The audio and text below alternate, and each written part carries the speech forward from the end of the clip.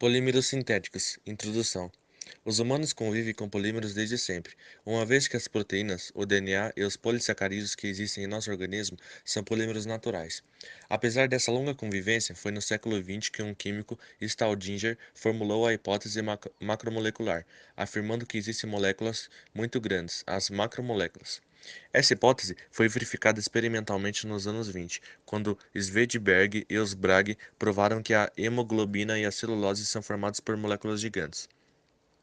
A cefação da existência de macromoléculas permitiu a descoberta de muitas substâncias macromoleculares, cujo resultado mais visível são os plásticos, borrachas, tintas e vernizes, que fazem parte do nosso dia a dia. Ou seja, os polímeros sintéticos, além de descobertas intencionais, como a do nylon, dos poliésteres e do polipropileno isotático, houve também descobertas acidentais.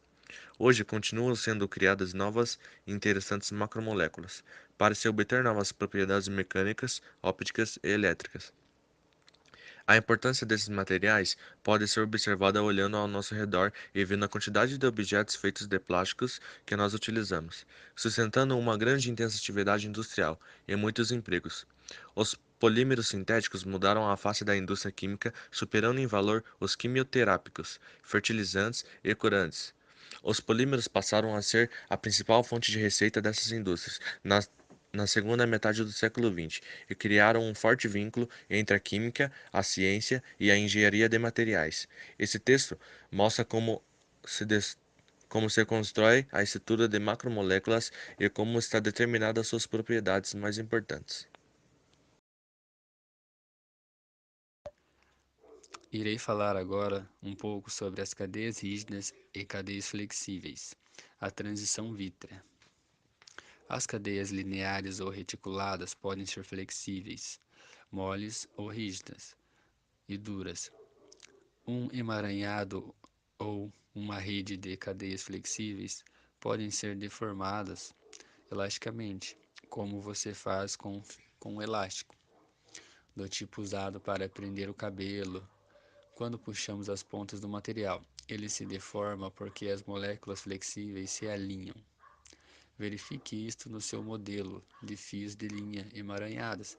Se você puxar um emaranhado lentamente, vai observar que alguns ou muitos fios vão se alinhar, como está esquematizado aqui na figura 5.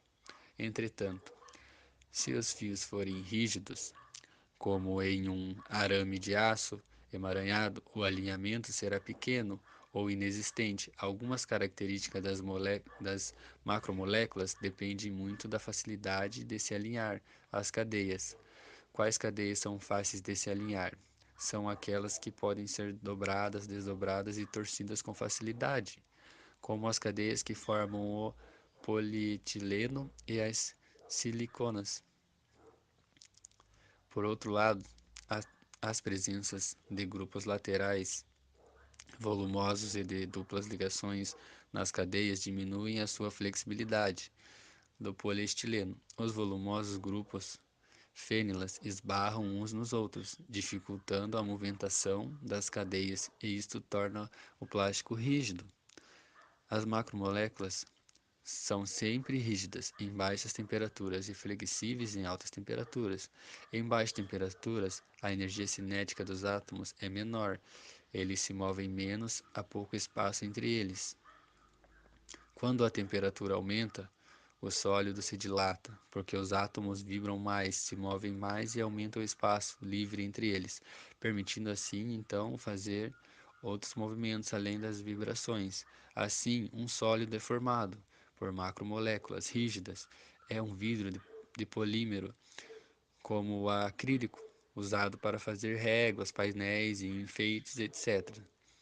Um sólido formado por macromoléculas flexíveis é viscoelástico, ou uma borracha é viscoso, porque escoa como um fluido, mas elástico porque tende a recuperar a sua forma original.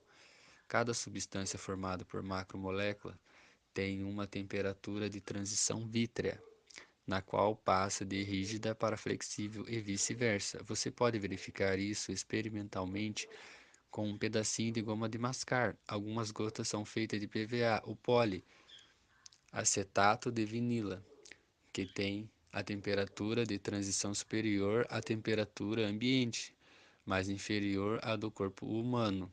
Por esta razão, a maneira mais simples de desgrudar chicletes de roupa é colocar a roupa na geladeira, ou esfregar o gelo sobre a goma, até que ela endureça e possa ser puxada, saindo então sem dificuldade.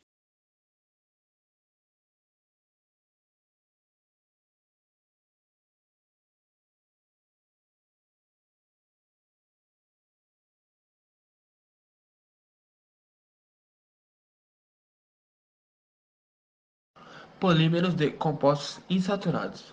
Os polímeros fabricados em maior quantidade são o resultado de transformações de moléculas insaturadas em cadeias lineares ou reticuladas. O etileno, que é um gás formado por moléculas pequenas e muito simples, pode ser transformado em um grande número de polímeros, com propriedades muito diferentes de si. Toda essa transformação ocorre porque a- as pequenas moléculas que se atraem apenas por forças de Van der Waals são transformadas em grandes moléculas, nas quais os átomos estão unidos por ligações covalentes e com uma infinidade de possibilidades de variação. As propriedades de polímeros lineares. Essas substâncias são formadas por filas ou cadeias de átomos. Outros átomos estão ligados lateralmente, podendo formar ramificações como em um galho de árvore. O ciclo de vida dos materiais poliméricos. Plásticos e borrachas também causam problemas ambientais, como todos os outros produtos de atividades humanas. Por isso, devemos sempre ficar atento com o seu ciclo de vida, ou seja, a sua história, o conjunto de suas etapas, desde quando ele é formado de sua matéria-prima até a parte que ele é reciclável ou muitas vezes queimado ou enterrado para fazer o seu fim de uma maneira correta ou muitas vezes irresponsável. O uso e descarte irresponsável de plásticos e borrachas acabam criando problemas ambientais sérios. Esses problemas são devidos à durabilidade dos polímeros sintéticos no ambiente e não à sua toxidez, e por isso vemos garrafas plásticas, pneus e restos de fraldas degradáveis, descartáveis e embalagens colocadas em rios, lagos e muitas vezes em praias.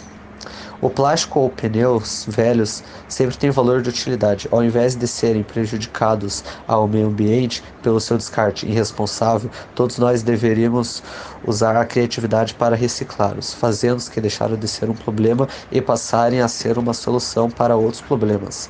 Afinal, o poder público deve legislar e fiscalizar para impedir a contaminação do meio ambiente por meios de plásticos, pneus ou a maioria das coisas que são criadas pelo petróleo.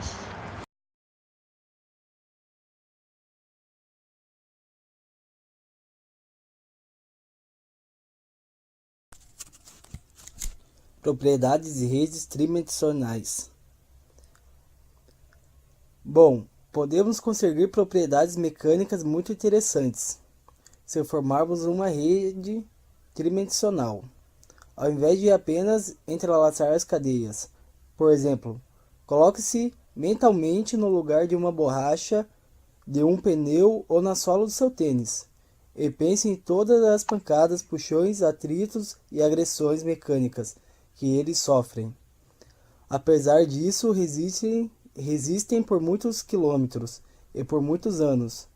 Resulta na sua estrutura em rede tridimensional. A borracha de um pneu é formada por cadeias carbônicas de poliisopreno e polibutadieno, todas conectadas entre si por ligações covalentes. Portanto, é uma molécula tão grande que você pode enxergar ao olho nu.